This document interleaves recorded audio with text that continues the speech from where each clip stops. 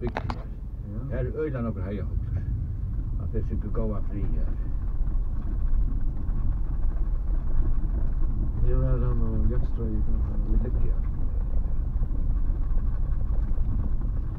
Så kommer det Sigmund Steinar här. Ja. Det är säkert gammal. Nej, inte.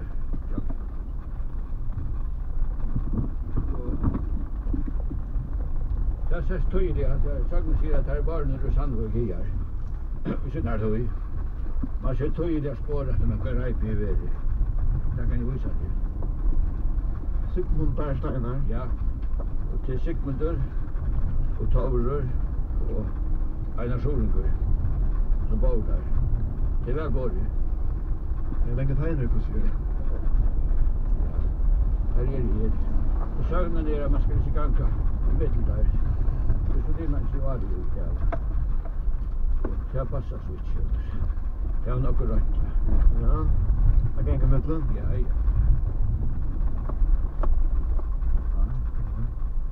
Du ser här, det är läget lite jord. Ja, det är så tydligt. Ja. Det är så ett gruset som är bombarderat där. Det är lite ju helt för sig själv. Ja, ja.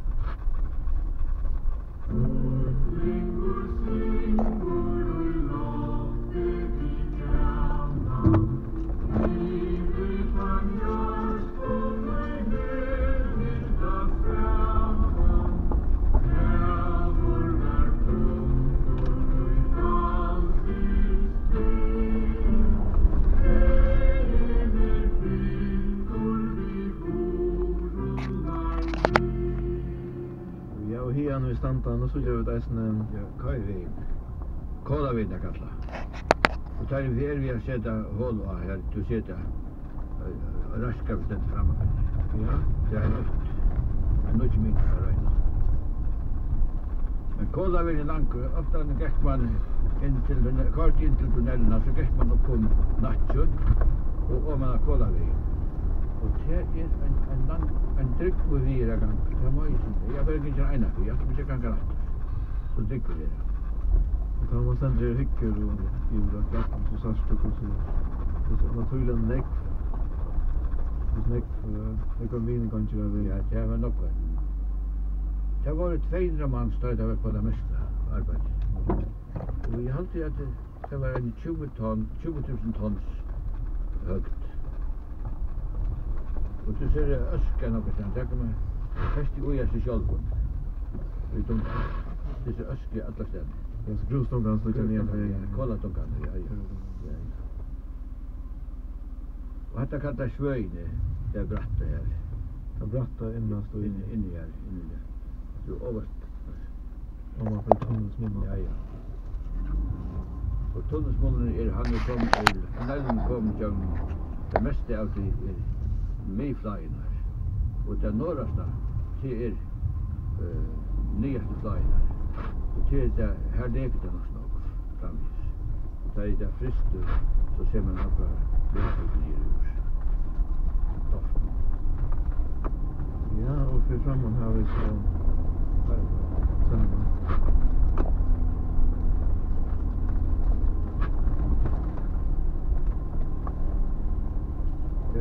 ja. Och hon är inte så goda gånger som satt jag vet. Det är en låten näka bostor. Och där ligger några ut av gött. Och hon är inte helt grejer av gånger. Så ska man också med vad ska komma där. Det är en uppgave kanske att jag omkring i arbetet har uppdrag. Det var en med över här Nesse, Daniel Nesse Katarina. Han är i uppgave att rensa. Så var det så öga grejt att vi lycka om till hemma, det sista hemma, det kan den lycka hemma. Så var så aktivt vi kommer in på gång. ja, här är också brutet. Ja, och det är borsten lopp i stugan. Och det är en uppgave här uppe. Och en flesta öjkarna gång. Fast inte vara för så är nog kvar för det finna sig. Ja, jag har alltid att jag vill ha en affärman, en affärlejare. Det är allt. Och där kommer dessa skrien här, så det nok så likt. Kan ikke fære her oppe her, kan man fære og se vestere janta, det blir prestjobb. Det er en gang. Her er ikke godt her, ja. Du ser en gøta gikk nok så god gøta opp. Jo. Så gikk man oma for så skriver her. Men også klarer det kan gange. Men her, jeg har ofte hørt om seg å sikre en kvar, det er ikke viktig å gjenge. Nei, det er det rød. Jeg vet nesten, jeg har hørt at amma mås ble gift i øra, hun tar ikke gange. Men annars har vi ikke hørt noe annet. Men som sagt, i frostvekkelig så må man fære at det er vekk i at fære frostjobb. Ja, det er en tid at det er faktisk det er en tur. Det er Njóta naturen. Gangefolk, det må man råkna litt. Det er alt. Njóta av på ferien og få en hvor sjukt vi så ofte meira vid jo. Det er alltid, det må man gjøre det høyt og det man må suttje på en vei man skal gjøre. Det er alt. Oppstand her hadde sagt det så det er festa meg.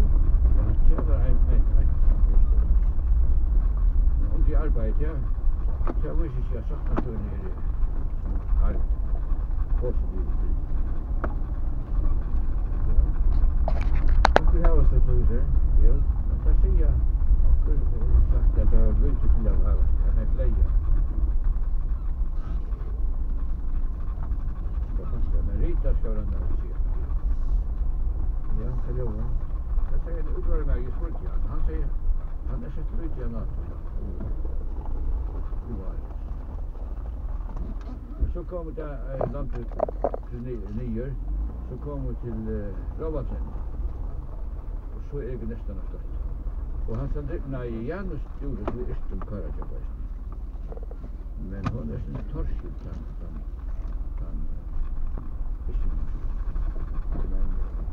men så er sangnar fra sjårænarfyren, særlig fra 1620. Og hun fer akkur fram her, vet du. Han kan regna færa nian, men det er bare gråt og han. Men eist... Jo, så bredlig skulle jeg være. Men han klarer det ikke å tega det. Det er ikke en søv om okran prest. Jo, det er prestjobb etter du. Ja. Han kom med hestspeltje. Og han kvirla skulle teka han. Men han kunne standa det nyrat. Innat. Ja, nu nevnte du at presten var hestbætje. Men det er nok til at leia hest eller ross nyan tøkken tjønner. Ja, det er alltid. Jeg har en av vært ferastir som Ode, og så åtte mamma som en hest, og jeg lagt igjen oppa tvørare. Og søsnabarnet Hjalte, han lagt igjen at vi nå. Det var ikke. Og så sier man en sang om en amtmann som kom hentan av hestbætje. Og en Dannerbror Smæver, det kan leie. Han var sånn brottlig, han leie hesten, men han var urhyggende, men han lagt i hesten. Jeg tykker lettere å få oppvunnet fra nye. Det er da kjivast. Mer er ikke at det er lagt en hest om dette. Men du har hatt alle andre almann samme fyra. Jeg ble si at Aien, hun svinker sånn av. At her som ikke dødde jeg støyla, der høgde jeg til kjallaværen. Det var som suttjert dals og vi ser svinken at av vei. Ja. Dette her råkæg gengur og lykker med låtene her. Så det er prestfjall.